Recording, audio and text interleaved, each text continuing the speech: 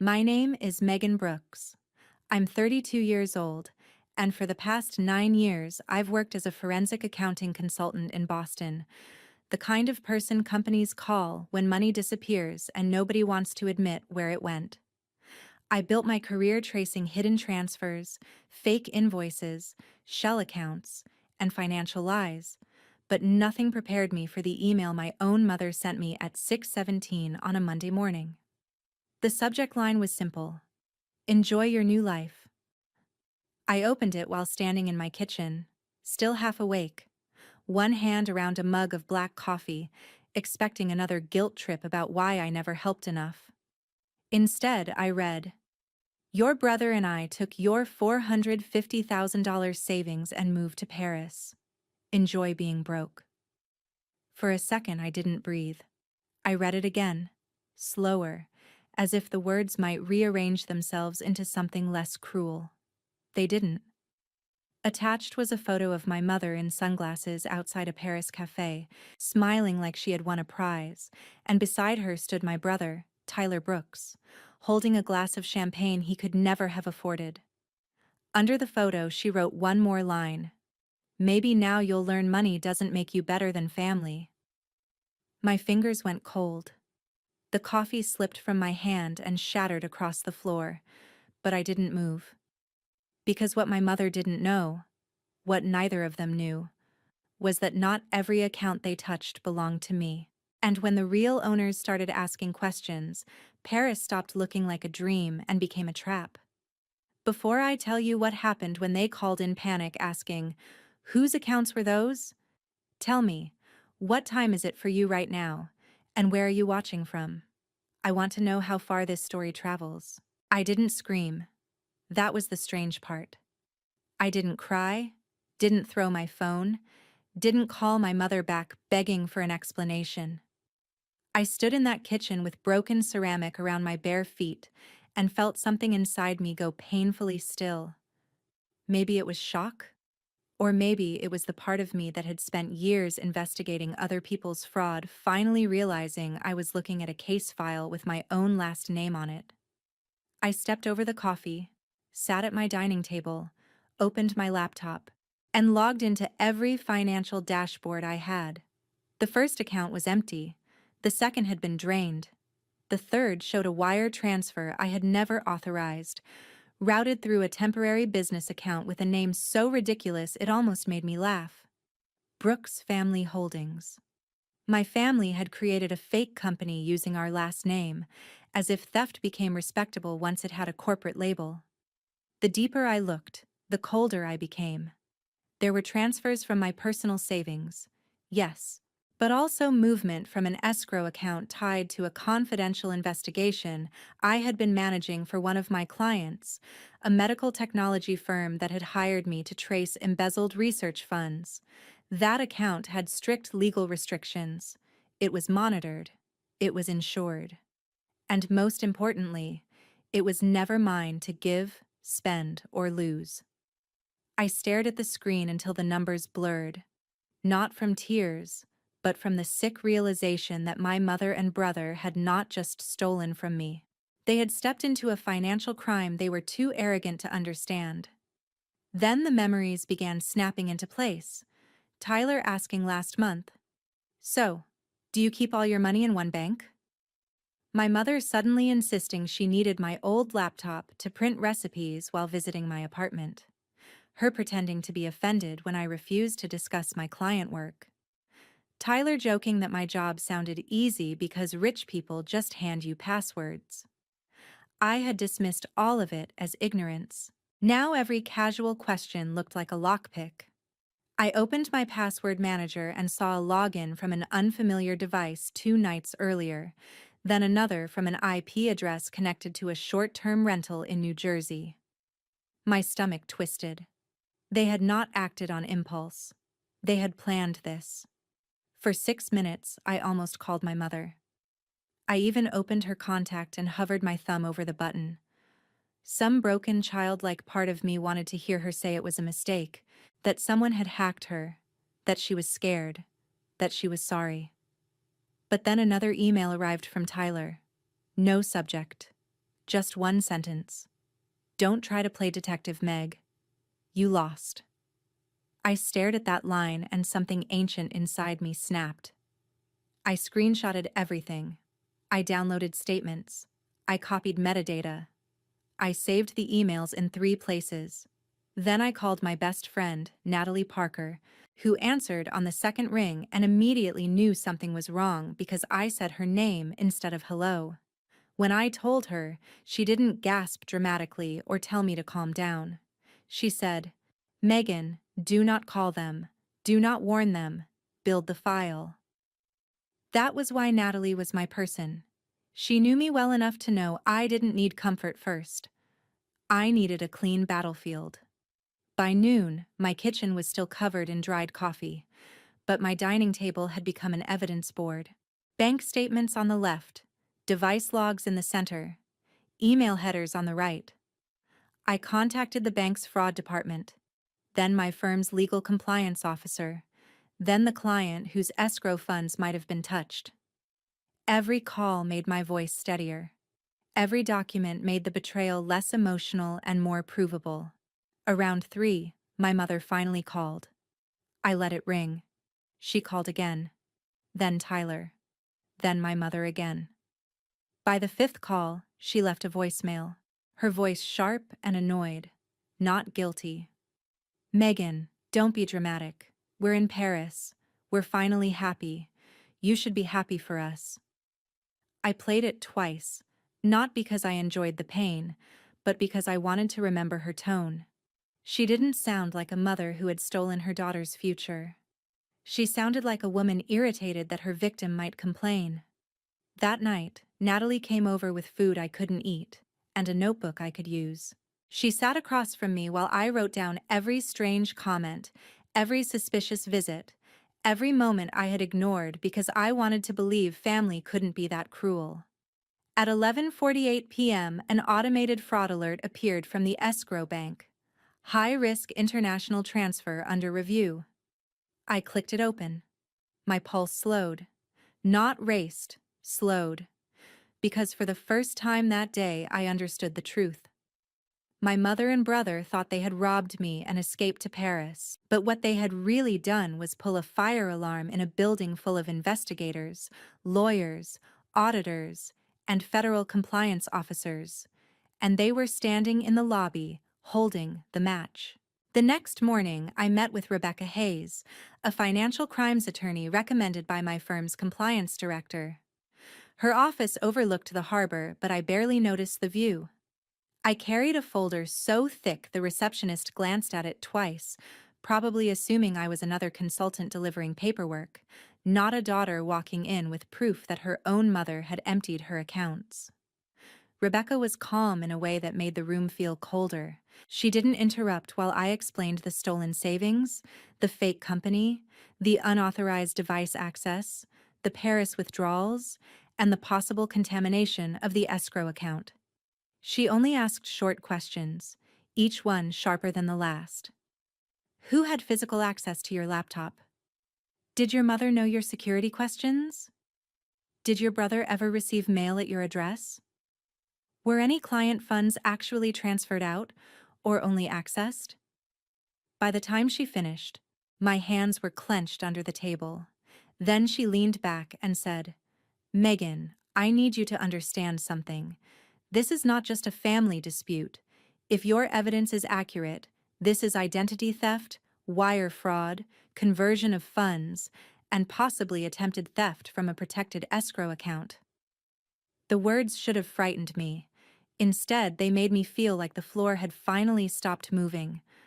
I had spent 24 hours wondering if I was being too harsh, too cold, too unwilling to forgive. Rebecca's sentence cut through that fog. This was not drama. This was crime. Still, she warned me that family cases were ugly because thieves with shared DNA often expected emotional immunity. "They will call you cruel," she said. "They will say you chose money over family. They will try to make you feel responsible for the consequences of their choices." I almost laughed because she had described my mother perfectly. Susan Brooks had built her entire motherhood around debt disguised as love. When I was 16, she borrowed my summer job money to keep the lights on, then bought Tyler a gaming console the next week because he needed a win. When I was 21, she cried until I co-signed a small loan for her, then missed 3 payments and told me bad credit would teach me humility. When I graduated, she hugged me in front of relatives and whispered, "Don't forget who sacrificed for you." Even though I had paid my own tuition with scholarships and weekend bookkeeping jobs. For years, she had trained me to confuse guilt with duty. Now she had simply scaled up the lesson to $450,000.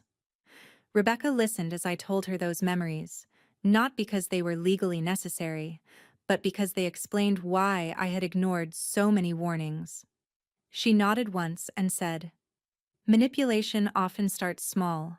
People don't steal $500,000 from someone unless they have already practiced stealing boundaries." That sentence stayed with me.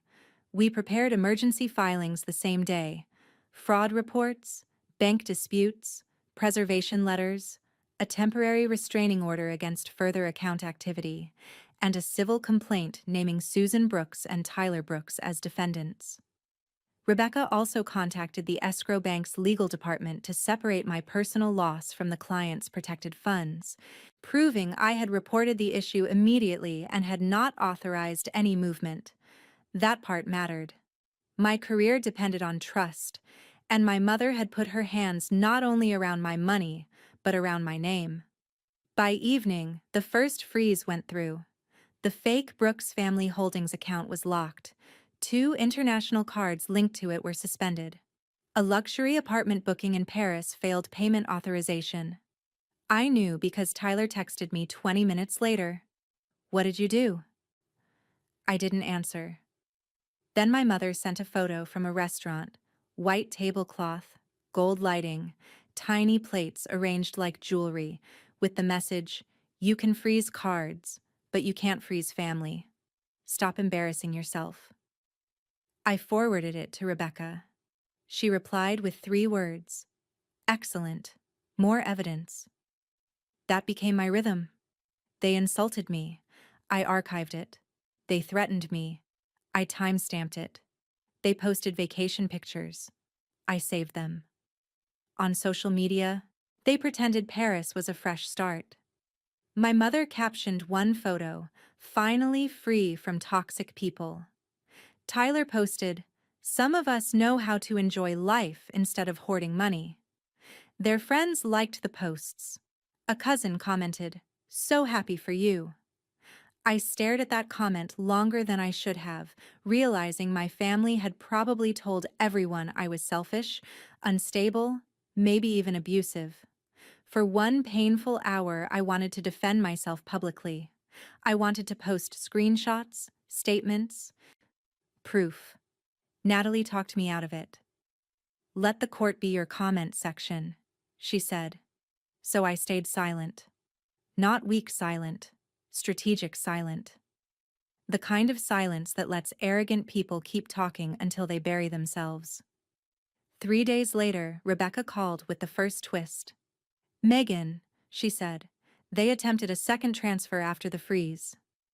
My mother and brother, apparently furious that their cards stopped working, had tried to move another block of money through the fake company into a French banking app using my stolen identity documents. But because the fraud alerts were active, the transaction triggered a compliance review. The bank now had them on record attempting to access restricted funds after formal dispute notices had been filed. "That's bad for them," Rebecca said. I looked at the family photo on my bookshelf, the one where my mother had her arms around both of us at a 4th of July barbecue years ago. For the first time, I didn't feel sadness when I looked at it. I felt recognition. That picture was not proof of love. It was proof that sometimes the people smiling beside you are only waiting for the right moment to take what you built. The first real confrontation came 4 days after the freeze, at 2:03 a.m. my time, when my mother called 11 times in a row. I finally answered on the 12th because Rebecca had told me recorded calls could matter if my state's consent rules were followed, and Natalie was sitting beside me with her laptop open, ready to take notes. My mother didn't say hello. She hissed, "Do you have any idea what you've done?" For a moment, I almost admired the audacity. She had stolen my savings, fled the country, mocked me in writing, and now she sounded wounded because consequences had arrived earlier than expected. I asked, "Are you calling to return the money?" She laughed, but it cracked in the middle. "Return it? Megan, don't be childish. That money was sitting there doing nothing. Tyler needed a reset. I needed peace. You have always had more than us." I looked at Natalie, who closed her eyes like she was physically holding back rage. "You stole from me," I said. My mother's voice sharpened. "You abandoned us first. You moved to Boston, got your fancy job, started acting like you were above your own blood. You think because you understand spreadsheets, you understand life? Family shares. Family asks," I said. "Thieves take." That was when Tyler grabbed the phone. I heard street noise behind him, then his breathless anger. "You're ruining everything, Meg. The apartment manager is threatening to kick us out because the payment bounced. Mom cried all day because of you." "Good," I said, and the word surprised even me. Not because I didn't mean it, but because I meant it completely. Tyler went silent for half a second, then spat. "You always were selfish. Enjoy your lonely little life with your numbers." Then he said the sentence that erased the last soft corner of my heart. "You should be grateful we only took money." Natalie's head snapped up. I repeated, "What does that mean?" He hung up. I sent the call summary to Rebecca immediately. By morning, my phone was flooded. My Aunt Denise texted, "Your mother says you stranded them overseas." A cousin wrote, "Whatever happened, don't involve police. She's still your mom." Someone else sent a Bible verse about forgiveness. Not one person asked what she had done. Not one asked why my mother was in Paris with my stolen money. That was the second betrayal. The chorus of people who preferred a quiet victim over an exposed criminal. I answered no one. Rebecca advised restraint. Natalie advised stronger language, but admitted Rebecca was probably right. Over the next week, Susan and Tyler's messages became less arrogant and more desperate. First, Susan claimed the money was a family emergency fund. Then she claimed I had verbally promised it to her. Then she said I was mentally unstable and had forgotten. Tyler sent screenshots of declined transactions like I was customer support. "Card dead again," he wrote. "Fix it." When I ignored him, he sent a selfie from outside a closed bank branch in Paris with the caption, "Hope you're proud." I was. Not loudly, not cruelly. But yes, I was proud that for once in my life, I had not rushed to rescue people who were drowning in a pool they filled themselves. The panic call from the Hook came on a Thursday. I was at Rebecca's office reviewing affidavits when my phone lit up with Tyler's name. I put it on speaker. His voice was thin, almost childish. "Whose accounts were those?" Rebecca's pen stopped moving. I asked, "What are you talking about?" My mother was crying in the background. Tyler said, "The bank people said some of the money wasn't yours. They said legal department. They said corporate escrow. What the hell did you do, Megan?" I leaned back slowly. There it was. The moment arrogance met vocabulary it could not bully. "I didn't do anything," I said. "You accessed accounts you didn't understand." My mother came on the line, sobbing now. "Megan, listen to me. We didn't know. We thought it was all yours." Rebecca wrote something on a yellow legal pad and turned it toward me. "Do not explain." I followed it. "You need an attorney," I said. My mother's crying stopped instantly. "How can you say that to me?" "Easily," I replied. "You need an attorney." She began pleading then, switching masks so fast I could almost hear them drop. First anger. "You ungrateful little monster." Then guilt. "I gave birth to you." Then fear. They said there could be charges. Then manipulation. If you loved me, you would fix this. The old Megan might have broken at that sentence. The old Megan might have apologized for bleeding on the knife. But the woman sitting in that office had spent the past week reading proof. I did love you, I said. That was never the problem. The problem is, you thought love made me easy to rob. I ended the call. My hands trembled afterward, but not from weakness. They trembled because I had finally closed a door my mother had spent my whole life keeping half open with guilt. The days before the hearing felt less like waiting and more like watching a storm choose a direction. Rebecca filed for emergency civil relief, the banks completed their internal reviews, and my client's legal team confirmed that no protected funds had permanently left the escrow structure, though the attempted access had been documented and referred for further investigation. That saved my career, but it did not soften the damage. I still had to explain to my firm why my stolen identity had been used in an attempt to touch client-linked accounts.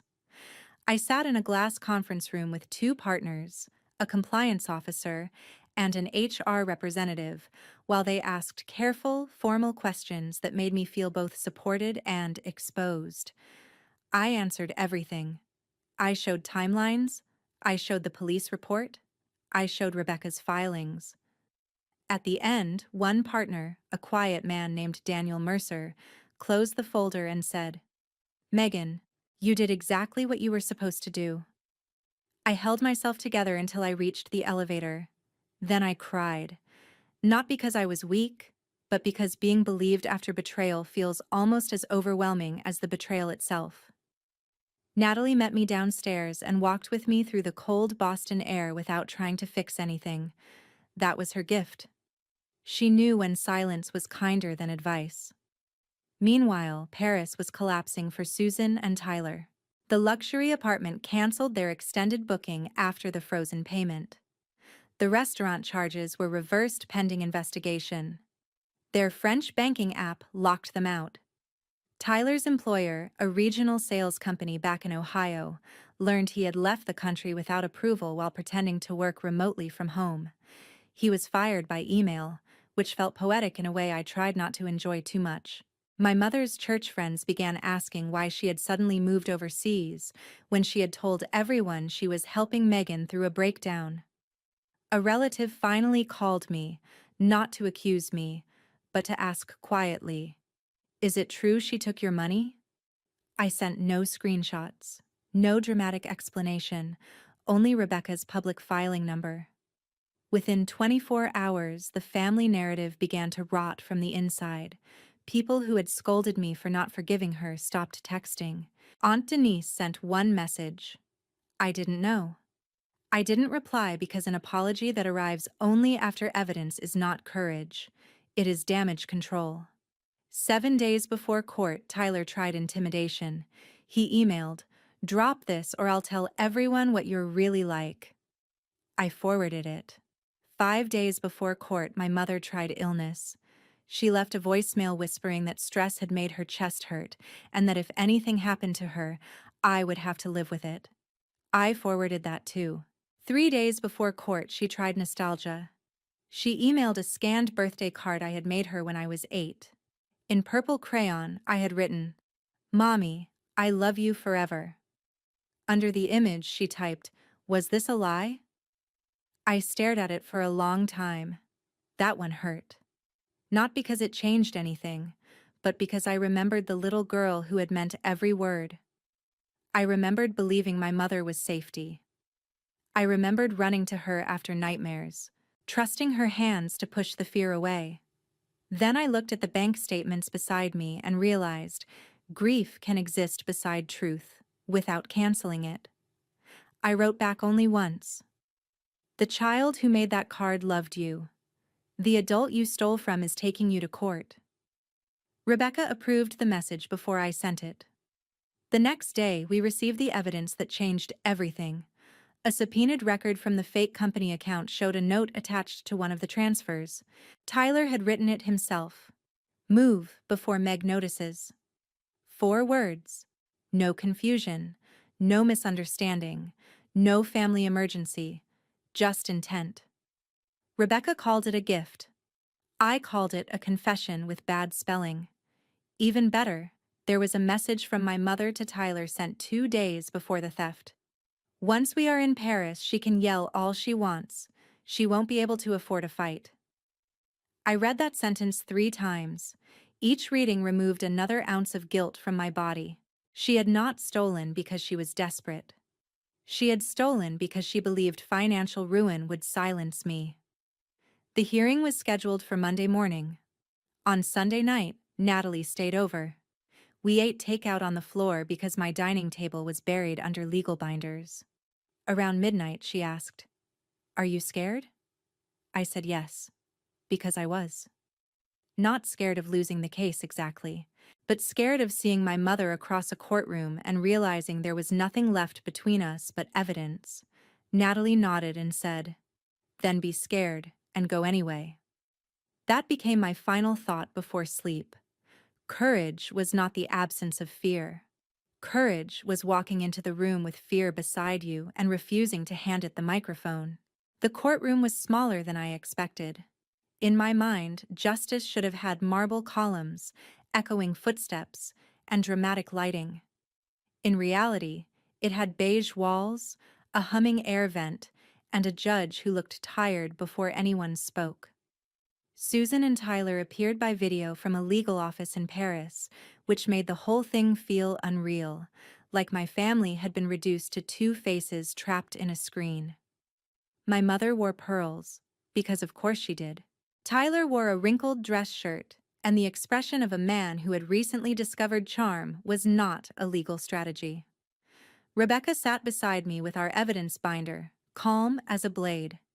The bank's attorney was there.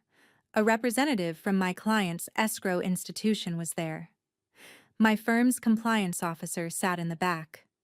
That, I think, was when my mother finally understood this was not a private family argument she could smother with tears. There were too many professionals in the room, too many records, too many people who did not care that she had given birth to me. Rebecca opened by laying out the timeline: unauthorized access, false company creation, identity misuse, personal savings drained, attempted contact with restricted escrow-linked funds, international spending, and continued attempts after fraud notices. She did not raise her voice once. She didn't need to. Facts have a sound of their own when arranged correctly. My mother's attorney tried to argue confusion. He said Susan believed the funds were shared family resources. Rebecca showed the email. Enjoy being broke. He argued Tyler did not understand the accounts. Rebecca showed move before Meg notices. He argued there had been no malicious intent. Rebecca showed my mother's message. She won't be able to afford a fight. The judge's face changed after that. Not dramatically. Just enough. A tightening around the mouth. A pause before the next note. Then my mother was allowed to speak. She leaned toward the camera, eyes wet, voice trembling in the exact tone that had once made me fold instantly. Your Honor, I am a mother. I made mistakes, but I was trying to help my son. Megan has always been successful. She has everything. Tyler has struggled. I thought, as a family, we could balance things. Balance. That was the word she chose for theft. I felt heat crawl up my neck, but Rebecca touched my wrist under the table, grounding me. The judge asked my mother whether I had given written permission to use the funds. Susan looked down. Not written, no. Verbal? He asked. She hesitated. As her mother, I believed. That is not what I asked, the judge said. The silence afterward was the first honest thing my mother had given me in years. Then Tyler spoke, which was a mistake. He said, Look, Megan is making this bigger than it is. She's always been dramatic about money.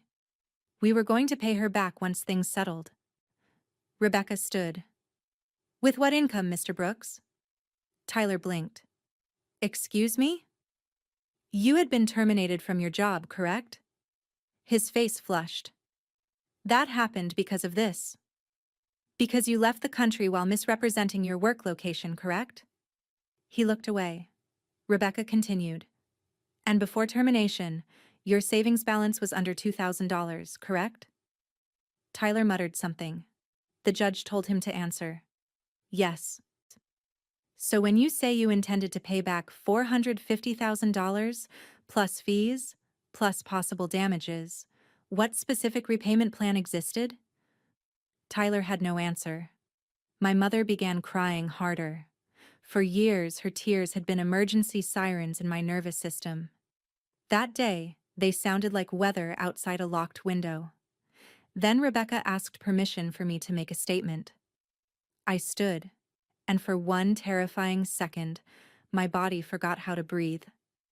I looked at the screen, at my mother's pearls, at Tyler's resentment, at the people waiting for my pain to become language. I loved my family, I began. That is why this worked for so long. Not because I was careless, but because I trusted people who knew exactly how to use trust against me. My mother did not ask for help. My brother did not make a mistake. They planned to take my money, leave the country, and leave me too broke to fight back. They were wrong. My voice steadied. I am not here because I hate them. I am here because love without accountability becomes permission for abuse. I want my funds restored. I want my name protected. And I want the record to show that being someone's daughter does not make me their bank. The courtroom went quiet. My mother covered her face. Tyler stared down. The judge recessed for 20 minutes, and those 20 minutes felt longer than the entire month before them. When he returned, he granted the emergency relief. My personal funds were to be restored through available frozen assets, reversed transfers, and liquidation of property Susan had used as collateral. The fake company would remain locked pending further proceedings. The attempted access to escrow-linked funds would be referred to the appropriate investigative authorities. Susan and Tyler were ordered to preserve all financial records and surrender control of accounts connected to the transfers. And then came the part that made Tyler finally look afraid.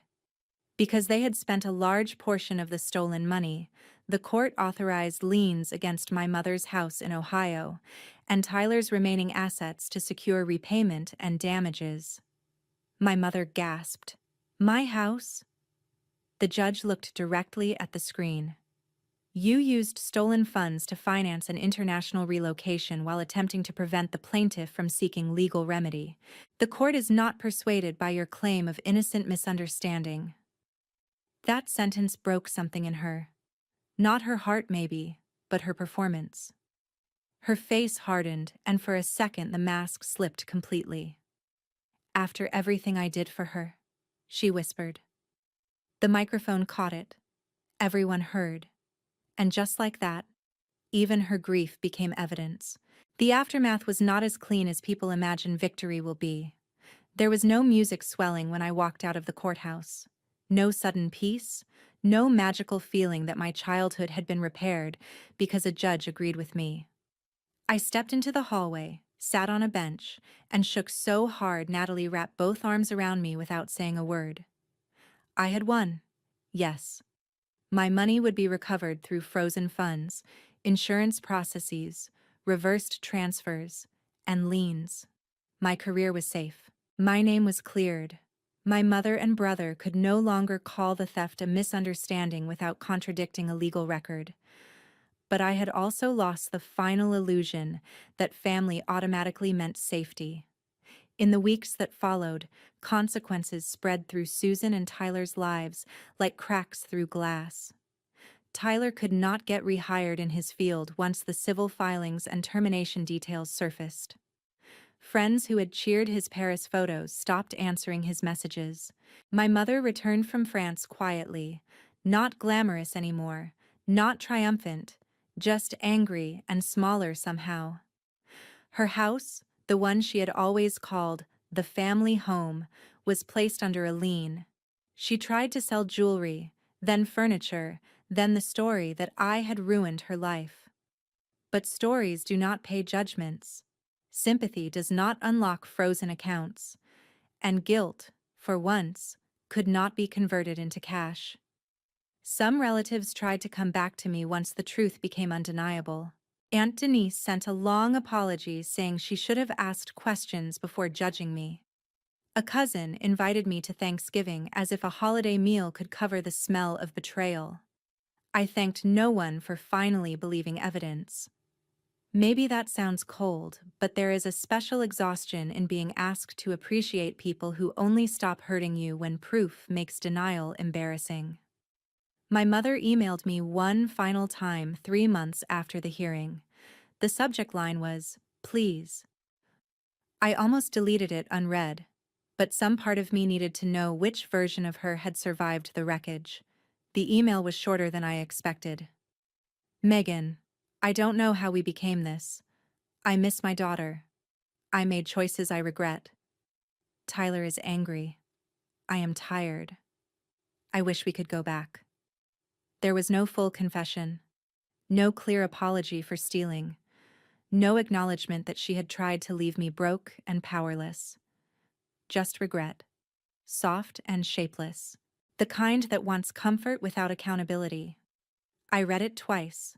Then I opened a blank reply and typed, "We cannot go back because the person I was back then no longer exists. I hope you become honest someday, but I will not be part of your life while you learn." I sent it, blocked her email, and sat in silence for a long time. I did forgive her eventually, but not in the way people usually mean. I did not forgive her by inviting her back. I did not forgive Tyler by pretending he was only lost. I forgave them by refusing to let their betrayal become the center of my life. I forgave them by sleeping peacefully again, by checking my accounts without shaking, by laughing with Natalie over terrible coffee, by taking new clients, by buying a small condo with locks only I controlled and a dining table that was not covered in evidence anymore.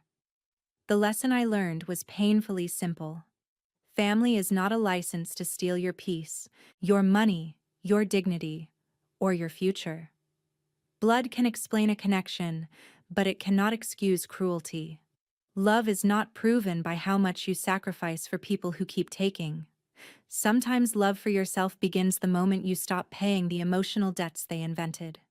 If someone betrays you and then calls your boundaries revenge, let them. If they say you changed, agree with them. Change is what happens when you finally understand your own worth.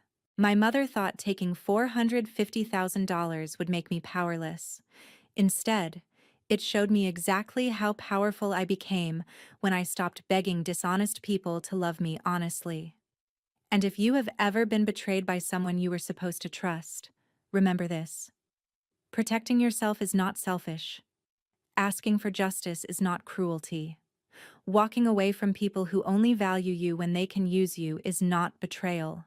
It is survival. So tell me honestly, if your own family stole everything you built and then asked for forgiveness only after they got caught, would you forgive them, or would you walk away like I did?